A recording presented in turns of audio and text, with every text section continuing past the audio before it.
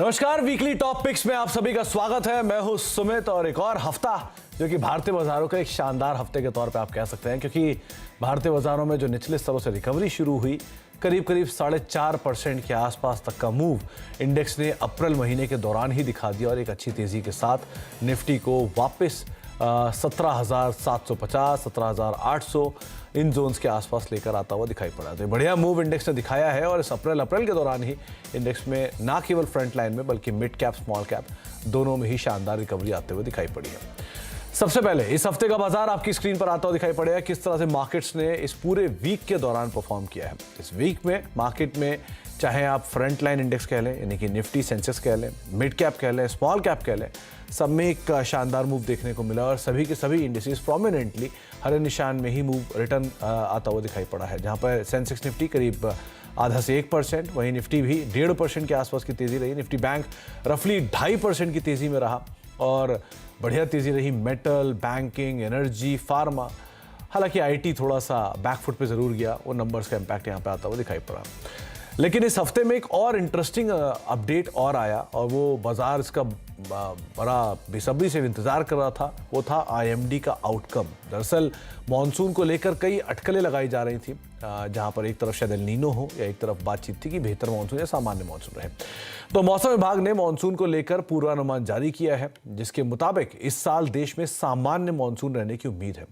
इस पर आईएमडी ने कहा कि इस साल 96% बारिश का अनुमान है। तो पहले आपको वही शुरुआत सुनाते हैं और वहीं से ही शुरुआत करते हैं।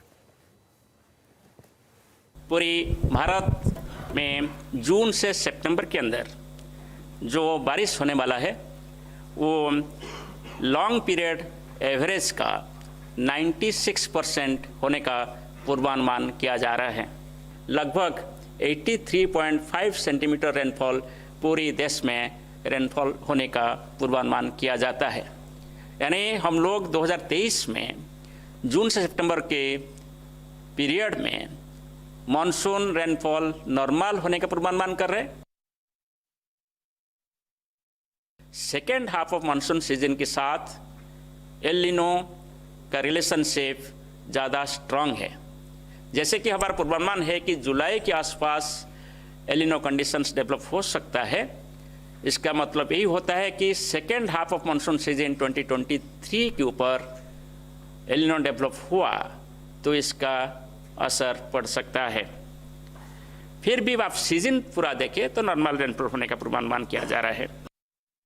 जो अटकलें लगाई जा रही थी अल नीनो की पॉसिबिलिटीज की, उसको डिनाय तो नहीं किया, लेकिन उसका इम्पैक्ट शायद ना हो और मॉनसून सामान्य आता हुआ दिखाई पड़ेगा। तो अब मॉनसून को ही ट्रिगर लेकर हमने बातचीत करने की सोची अपने जानकारों से और पूछने की सोची कि अगर उनको यहाँ से कोई पिक उठानी है तो किन शेयरों के ऊपर दाव लगाएंगे मॉनसून, बेहतर मॉनसून के आंकड़ों को अनुमान लगाते हुए। आज बातचीत करने के लिए हमारे साथ शर्मिला मैम मौजूद है और साथ ही साथ पार्थिव भी मौजूद है, जिनसे हम बातचीत करेंगे मार्केट्स को लेकर भी और साथ ही साथ हम उनसे जानेंगे उनकी इंडिविजुअल पिक्स आज की हमारी थीम यानी कि मॉनसून थीम को लेकर। तो शर्मिला मैम और पार्थिव सर, आप दोनों को ही नमस्कार, स्वागत है कार्यक्रम में। तो पहले मार्केट्स को लेके शर्मिला मैम, आपका अनुमान, क्योंकि लास्ट टाइम जब आपसे मुलाकात हुई थी या बातचीत हुई थी तब आपने कहा था कि बाजार में पुल बैक आना चाहिए। बायोकॉन जैसे नाम भी आपने रिकमेंड किए थे और बढ़िया तेजी वहां पर आते हुए दिखाई पड़ी है। अब आपका अनुमान क्या कहता है मार्केट्स को लेके? 17,800 के आसपास हम पहुंच गए हैं, क्या करें बाजार में?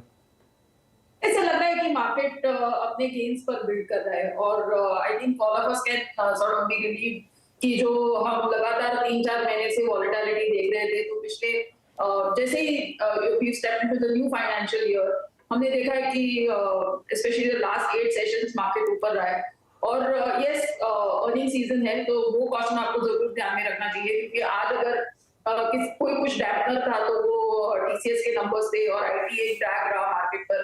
तो जिन सेक्टर्स पे हमें वॉच रखना है इन टर्म्स ऑफ नंबर्स, और मेरे हिसाब से 2 इंपॉर्टेंट सेक्टर्स है, बैंकिंग और आईटी, फॉर डिफरेंट रीजंस, लेकिन मेरे हिसाब से ये 2 सेक्टर्स फोकस में रहेंगे और इनके अगर नतीजे हमें थोड़े बेहतर या ओके आते हुए नजर आएंगे तो आई थिंक मार्केट यहाँ से ऊपर जाने की एक अच्छी हमने बेस बनाई है। बिकॉज ऐसे अब मार्केट किधर ना कहीं मुझे लगता है कि मार्केट सेंस कर रहा है कि the worst is behind us और यहाँ से आगे चलकर काफी क्यूज वेदर इज इकोनॉमी और बहुत सारी जो बाकी की चीजें जो हमें परेशान कर रही थी, वो ऐसे लग रहा है कि द वर्स्ट इज ओवर और अब यहाँ से चीजें इंप्रूव होगी। So I am positive on the markets, लेकिन क्योंकि रिजल्ट सीजन है वो जरूर चीज ध्यान में रखनी चाहिए। तो मार्केट को लेकर पॉजिटिव व्यू, लेकिन ऑब्वियस सी बात है बहुत सारे स्टॉक स्पेसिफिक मूवमेंट रहेंगे और वो कुछ हद तक बाजार की दिशा दशा को तय करते हुए दिखाई पड़ सकते हैं। पार्थिव सर, आपका मानना क्या है, क्योंकि बाजार में दो अर्निंग जो अब तक आए हैं शुरुआती या आईटी की जो अर्निंग्स आई हैं वो इतनी ज़्यादा फायरवर्क नहीं क्रिएट हुआ, वहाँ पर थोड़ी सी निराशा ही हाथ लगी है। तो कैसे देखेंगे आप मार्केट्स को, क्या करें, क्या समझें? मुझे ऐसा लग रहा है कि जो आईटी के अर्निंग्स की आप जो बात कर रहे हैं वो कहीं ना कहीं मार्केट्स ने अच्छा फैक्टरिंग किया है। हम देखें तो आईटी फ्रंटलाइन नेम्स भी काफी करेक्शन मोड में आए हैं, ऑलमोस्ट देव करेक्टेड बाय 15 to 20%, हो सकता है थोड़ा ज्यादा करेक्ट हो। सो ऑलरेडी मार्केट ने वहाँ वो एडजस्ट कर लिया है। लेकिन अगर हम ओवरऑल मार्केट की जो रिसेंट रैली की बात करें जिसमें 1000 पॉइंट्स जितनी रैली आई है निफ्टी में, तो वहां पे काफी स्टॉक्स है जो अभी भी काफी लेगार्ड है और वैल्यूएशन पॉकेट्स काफी अट्रैक्टिव है। सो मेरा यही रिक्वेस्ट है रिटेल इन्वेस्टर्स को कि ये 1000 पॉइंट की रैली से डरे नहीं, इन द सेंस कि अगर उन्होंने नीचे में बाय नहीं किया तो यहाँ पे अवॉइड ना करें मार्केट को, बिकॉज बहुत सारे पॉकेट्स है, whether we talk of large cap, mid cap, small cap, valuation अगर मैं हिस्टोरिक प्राइस बैंड से देखूं तो बहुत ही अट्रैक्टिव है। और मार्केट की जर्नी हम जानते हैं फ्लोज पे डिपेंडेंट होती है, और ऑफ लेट जो अच्छा न्यूज है, not with the full bank, लेकिन एफपीआई के फ्लोज स्लोली ग्रेजुअली वापस आ रहे हैं। ये ट्रेंड समझना बहुत जरूरी है, बिकॉज ओवरऑल हम देखने जाए तो उनकी ओनरशिप है वो हिस्टोरिकल लोस पे है। तो यहाँ पे अगर वो लोग वापस इन्वेस्ट करने आते हैं, और ये चीज होने वाली है, बिकॉज जब फेड बताएंगे कि इन्फ्लेशन काइंड ऑफ पीक हो गया और काफी संकेत भी ऐसे मिल रहे हैं, और वहां पे जो रेट हाइक की बात है वो बंद हो जाती है, तो हम देखेंगे कि फ्लोज डेफिनेटली इमर्जिंग मार्केट्स में राउट होंगे, जिसमें इंडिया का भी वेटेज जो बड़ा है उसकी वजह से हमें अच्छा फायदा रहेगा। लेकिन आई थिंक इन्वेस्टमेंट के लिए बहुत अच्छी अपॉर्चुनिटी है, और लॉन्ग टर्म के लिहाज से मार्केट अट्रैक्टिव लग रहा है। फॉरवर्ड पी मल्टीपल के लिहाज से 19.5 पे है, आई वुड नॉट से एकदम चीप है, लेकिन न्यूट्रल वैल्यू पे है। प्राइस टू बुक के लिहाज से भी मार्केट अभी अट्रैक्टिव है, और मार्केट कैप टू जीडीपी जो लॉन्ग टर्म इंडिकेटर है वो देखे तो अराउंड 94% के पास है। तो we are definitely bullish on the markets for the long term. तो लंबी अवधि के लिए बाजार में पॉजिटिव, लेकिन हाँ फ्लोज पे डिपेंड करता है। आप पोर्टफोलियो बनाना चाह रहे हैं, चुनाव करना चाह रहे हैं, तो अच्छे अच्छे नाम आपको लगातार सुझाए जाते हैं, आप उनको जरूर तलाश सकते हैं। तो शुरुआत करते हैं शर्मिला मैम, पहले तो आपकी तरफ से एक नाम जो कि आप मॉनसून को थीम मानकर सोचते हैं कि हाँ इसमें पिक किया जा सकता है, एक अच्छा नाम रहेगा, मिड कैप में बढ़िया नाम है। The obvious tractor player, VST Tillers, ये एक फार्म इक्विपमेंट बनाने वाली कंपनी है, और आई थिंक लास्ट वीक शायद आप ही ने इनका इंटरव्यू किया था उसमें, if I remember correctly, और काफी पॉजिटिव साउंड किया मैनेजमेंट ने, और जिस तरह से उनका कॉम्पैक्ट ट्रैक्टर्स में बिजनेस है उसमें काफी अच्छी ग्रोथ है, और वो एक इलेक्ट्रिक ट्रैक्टर इंट्रोड्यूस करने की भी उन्होंने बात की है। आई थिंक उसको भी मार्केट बहुत अच्छी तरह रिसीव करेगा। तो I think given their numbers, given the fact कि अगर मॉनसून जैसे अनुमान लगा रहे कि नॉर्मल रहेगा, तो it's an obvious positive for tractor companies. तो मुझे लगता है कि इस स्टॉक को खरीद सकते हैं विद द टारगेट ऑफ 2700। 100 के टारगेट्स के लिए आप वीएसटी टिलर्स को देख सकते हैं। बात सही है कि मैनेजमेंट ने ऑप्टिमिस्टिक कमेंट्री दी है, 2 दिन पहले ही बातचीत हुई थी उनसे, और उन्होंने बात मेंशन भी की है कि ईवी स्पेस को लेकर नए ट्रैक्टर्स हैं, और 4000 के ऊपर जो बिक्री है वो लगातार बनी हुई है। ग्रोथ आउटलुक स्ट्रांग है, 100 करोड़ का केपेक्स है जो कि ईयर मार्क था, और उसके ऊपर ऑलरेडी कामकाज कर रहे हैं। तो नए एवेन्यूज़ पे कामकाज और जिस तरह की ग्रोथ है उसको आधार मानते हुए आप वीएसटी टिलर के ऊपर दाव लगा सकते हैं। 2700 रुपये का टारगेट शर्मिला मैम ने आपको मेंशन किया है। पार्थिव, आपकी तरफ से पहली कॉल कौन सी होगी? देखिए सुमित जी, मेरी पिक रहेगी Mahindra and Mahindra. No doubt Sharmila ma'am ने जो बताया वो स्टॉक एक कम्पीट करता है एमएनएम को। तो एमएनएम के अंदर हम जानते हैं कि एक ऑटोमोटिव डिवीजन है जहाँ पे करीबन 60% जितना उनका रेवेन्यू आता है, और दूसरा उनका बहुत इंपॉर्टेंट डिवीजन है which is the farm equipment division, जहाँ पे अराउंड 35% जितना उनका रेवेन्यू आता है। और फार्म इक्विपमेंट डिवीजन इसलिए इंपॉर्टेंट है बिकॉज यहाँ पे जो एबिट मार्जिन है वो काफी ऊपर रहते हैं, और ट्रैक्टर मार्केट में हम जानते हैं कि एमएनएम एक मार्केट लीडर रहा है, ऑलमोस्ट 40% मार्केट शेयर रहा है, और ये जो मार्केट शेयर है पिछले 39 कंसेक्यूटिव ईयर्स से उन्होंने ये मार्केट शेयर का लीडरशिप बढ़ा के रखी है। तो दैट इज फैंटास्टिक, और नॉट ओनली दैट काफी इनोवेशन भी करते हैं ट्रैक्टर सेगमेंट में। हमने देखा है कि इवन ईवी सेगमेंट के अंदर उन्होंने फोरे किए हैं ऑलरेडी ट्रैक्टर्स के अंदर, और not only in the Indian markets लेकिन एक्सपोर्ट्स में भी काफी उनके अच्छे मार्केट्स में इनकी प्रेजेंस है, whether we talk of Brazil, US. तो हमें ऐसा लग रहा है कि इंडिया में अगर मॉनसून ठीक ठाक रहता है, नो डाउट रिजर्वोयर लेवल्स काफी अच्छे पिछले मॉनसून की वजह से, अगर एल नीनो की वजह से थोड़ी इम्पैक्ट आती है। तो अभी हमें ऐसा लग रहा है कि रूरल सेगमेंट में अभी improvement is long due, budgetary allocation भी काफी वहां पे गया है। तो रूरल सेगमेंट से अगर तेजी आती है तो हम देखेंगे कि एमएनएम का जो ट्रैक्टर सेगमेंट है उसका वॉल्यूम बढ़ता है तो काफी ऑपरेटिंग लेवरेज मिलती है और ओवरऑल कंसोलिडेटेड नंबर्स के मार्जिन सुधरते हैं। दूसरी अच्छी बात यह है कि उनका जो automotive division is firing on all cylinders. यहाँ पे भी हमने देखा है कि जो यूटिलिटी व्हीकल सेगमेंट में उन्होंने मार्केट शेयर लूज किया था करीबन FY20 में, ये अभी धीमे धीमे करके अच्छा मार्केट शेयर जुटा रहे। पैसेंजर व्हीकल सेगमेंट में 4th लार्जेस्ट प्लेयर है, इट्स क्वाइट अ स्केल। और नए जो उनके जो अभी लॉन्चेस है, whether we talk of XUV700, Thar है या महिंद्रा स्कॉर्पियो, वहां पे वेटिंग पीरियड काफी लंबा है, इसलिए मैनेजमेंट ने इवन कैपेक्स अनाउंस किया है। तो that is a very very positive sign. MNM में दूसरी अच्छी बात यह है कि ये 16 के पी मल्टीपल पे अवेलेबल है स्टॉक। और यहाँ पे अगर मैं सम ऑफ पार्ट वैल्यूएशन देखूं, क्योंकि ये एक होल्डिंग कंपनी भी है उनके फाइनेंशियल सर्विसेज, और अगेन जो फाइनेंशियल सर्विसेज है वो रूरल इकोनॉमी पे बहुत डिपेंडेंट है, तो वहाँ पे इंप्रूवमेंट की वजह से ये कंपोनेंट भी महिंद्रा एंड महिंद्रा के लिए अच्छा रह सकता है। दूसरा उनका आईटी सेक्टर में भी उनका जो इन्वेस्टमेंट है तो वो भी एक अच्छा रीजनेबली अच्छा परफॉर्म कर रहा है। तो ओवरऑल में देखो वैल्यूएशन कंफर्ट है, रूरल की काफी स्ट्रॉन्ग थीम है। और रूरल सेगमेंट में भी हमने देखा है कि जब तेजी आती है तब यूटिलिटी व्हीकल का डिमांड बढ़ता है, तो दैट विल ऐड डेफिनेटली सोने पे सुहागा रहेगा एमएनएम जैसी कंपनी के लिए। तो मुझे लग रहा है कि 1 साल के अंदर ये 20% जितना रिटर्न दे सकता है और लॉन्ग टर्म पोर्टफोलियो स्टॉक बहुत अच्छा है एमएनएम। महिंद्रा एंड महिंद्रा ना केवल ट्रैक्टर बल्कि 2 व्हीलर से लेके कमर्शियल व्हीकल हैवी वेट तक बनाने वाली कंपनी। आप अगर दांव लगाना चाहते हो तो एमएनएम दूसरा नाम रह सकता है। शर्मिला मैम, इसके अलावा कोई दूसरा नाम जो कि आप पिक करना चाहो agrochemical, chemical, monsoon theme related stocks में? तो उसमें एक नाम रहेगा पीआई इंडस्ट्रीज। जैसे कि आपने कहा ये एक पेस्टिसाइड और एग्रोकेमिकल्स बनाने वाली कंपनी है और नतीजे काफी बेहतर रहे हैं पिछले क्वार्टर। उसके साथ साथ अगर आप उनका बिजनेस भी देखें, कस्टम सिंथेसिस पे काफी फोकस है, उसमें वो फार्मा में भी जाने की सोच रहे हैं, एक्सपोर्ट भी काफी करते हैं। So you know my overall feeling is कि प्योर प्ले फर्टिलाइजर से मुझे पीआई इंडस्ट्रीज जैसी कंपनी पसंद है, because you know at the end of the day अभी हम अप्रैल में बैठे हैं, वी डोंट नो कि मॉनसून किस तरह से पैन आउट होगा और 2 अलग अलग एजेंसीज ने थोड़े डिफरेंट व्यूज दिए हैं। So I am sort of positioning myself कि अगर मॉनसून ठीक भी नहीं रहा तो भी ये कंपनी में वैल्यू है, गिवन यू नो कि उस तरह उसका बिजनेस किस तरह से है और आगे वो किस तरह से परफॉर्म भी कर सकते हैं और वैल्यूएशंस किस तरह से भी है। So I think this is a stock that can be bought with a target of 4,000 rupees.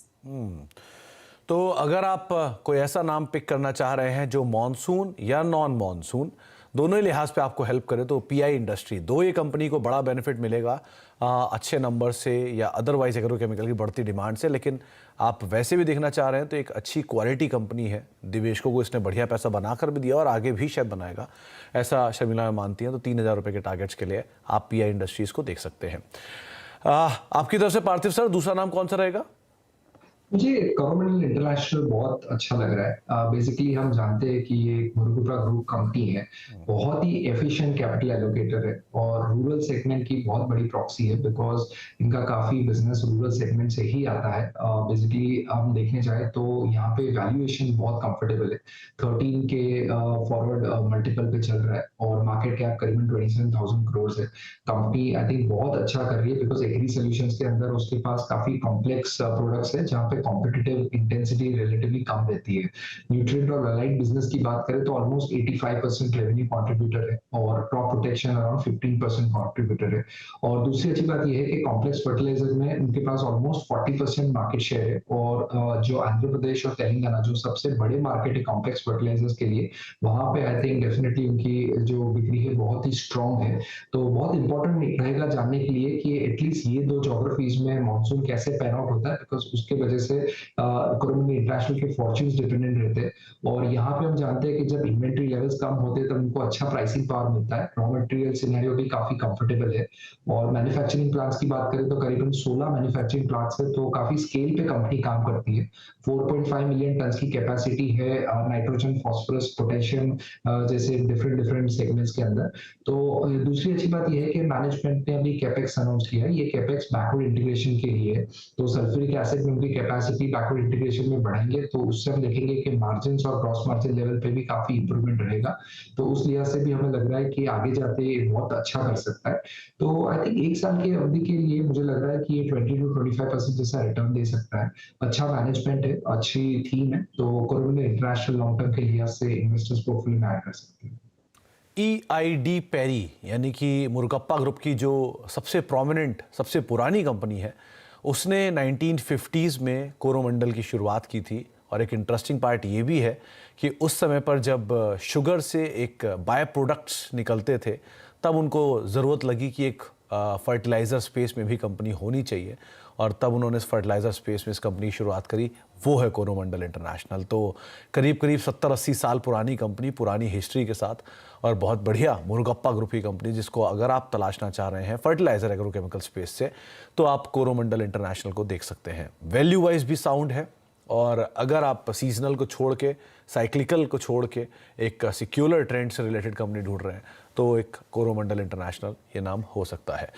4 नामों की हमने बातचीत कर ली है, एग्रोकेमिकल स्पेस से, या फिर ट्रैक्टर टिलर स्पेस से, ऑटोमोबाइल स्पेस से। कुछ और नामों पर भी बातचीत करते हैं हमारे दोनों ही जानकारों से, छोटे से ब्रेक के उस पार।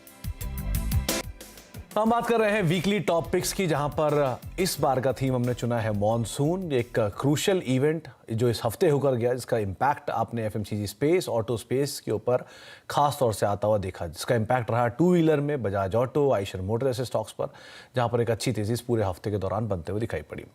2 जानकार हमारे साथ मौजूद हैं। शर्मिला मैम से हम बातचीत कर रहे हैं, पार्थिव सर हमारे साथ मौजूद हैं, जिनसे हमने चर्चा की कुछ सेलेक्टिव पिक्स को लेकर, और अब अगले 2 पिक्स का नंबर आ गया है। तो शर्मिला मैम, आपकी तरफ से तीसरा नाम कौन सा रहेगा?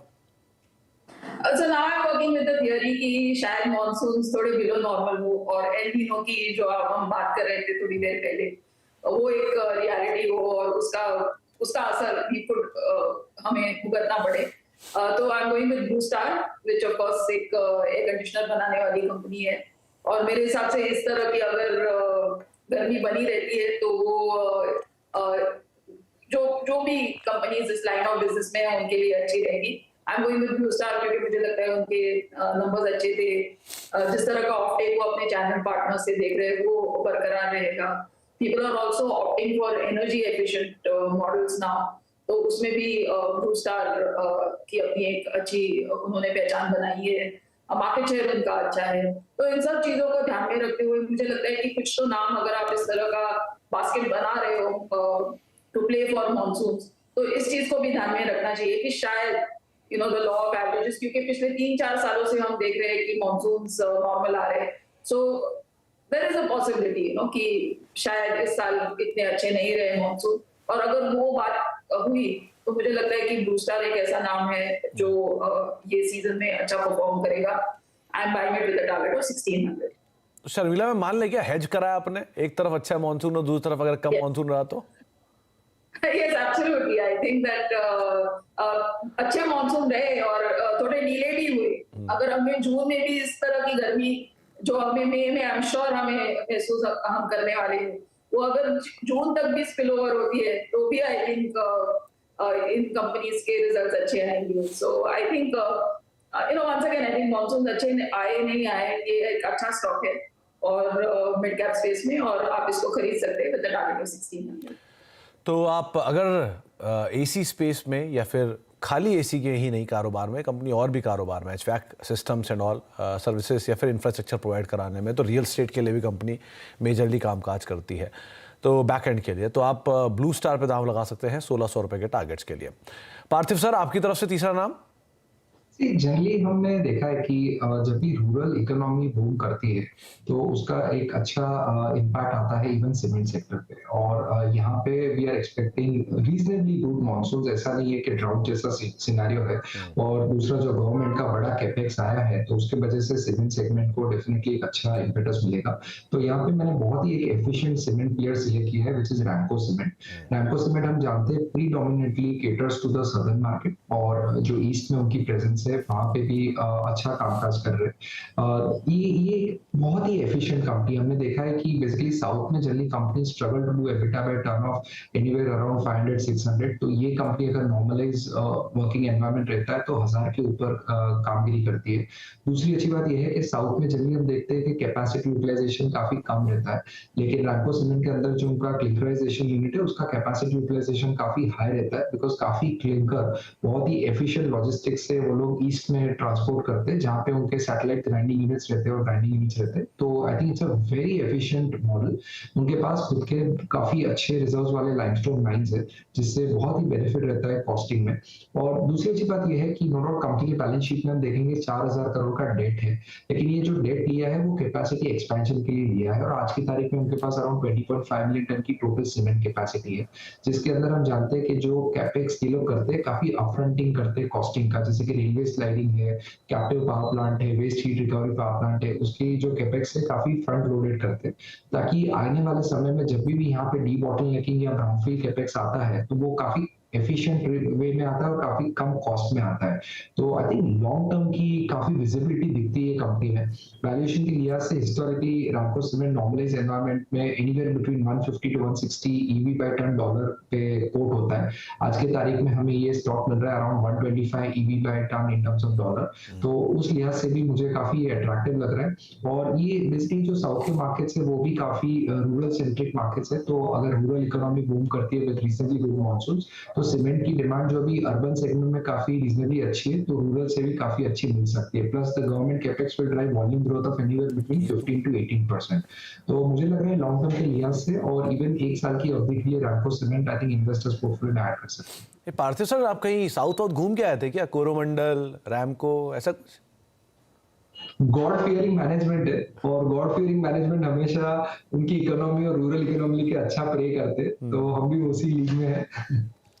तो रैमको सीमेंट, कोरोमंडल और महिंद्रा एंड महिंद्रा, तीन नाम जो कि आपको सुझाए हैं पार्थिव सर ने, और तीनों ही क्वालिटी कंपनी है, इसमें कोई डाउट ही नहीं है। कोरोमंडल इंटरनेशनल आपकी स्क्रीन पर आप दाव लगा सकते हैं, यहाँ पर आप महिंद्रा एंड महिंद्रा पे दाव लगा सकते हैं, और ऑब्वियसली होता है रैमको सीमेंट तीसरा नाम रहेगा। शर्मिला मैम ने जो आपको नाम सुझाए हैं वो उसमें 2 प्रो और एक हेज आपके सामने है, जिसमें VST टिलर 2700 रुपये के टारगेट्स के लिए आप दाव लगा सकते हैं। बढ़िया नंबर्स पोस्ट किए थे कंपनी ने। PI इंडस्ट्री 4000 रुपये के टारगेट्स के लिए आप इसके ऊपर दाव लगाएंगे। ये भी एक बढ़िया मुनाफा देने वाली और साथ साथ कंसिस्टेंट रिटर्न देने वाली कंपनियों में शुमार। और ब्लू स्टार, अगर मॉनसून डिले भी होता है तो भी, और अदरवाइज भी अगर आप कोई क्वालिटी कंपनी ढूंढ रहे हैं मिड कैप में, तो 1600 रुपये के टारगेट्स के लिए आप ब्लू स्टार के ऊपर भी बेट करके चल सकते हैं। बहुत बहुत शुक्रिया हर बार की तरह शर्मिला मैम आपका भी, और पार्थिव सर आपका भी हमारे साथ मौजूद रहने के लिए और हमेशा की तरह मदद करने के लिए, बाजार समझाने के लिए, पिक्स देने के लिए। इसी के साथ ही हमारी खास पेशकश वीकली टॉपिक्स को यहीं समेटेंगे और आवाज़ पे खबरों का सिलसिला लगातार बना रहेगा।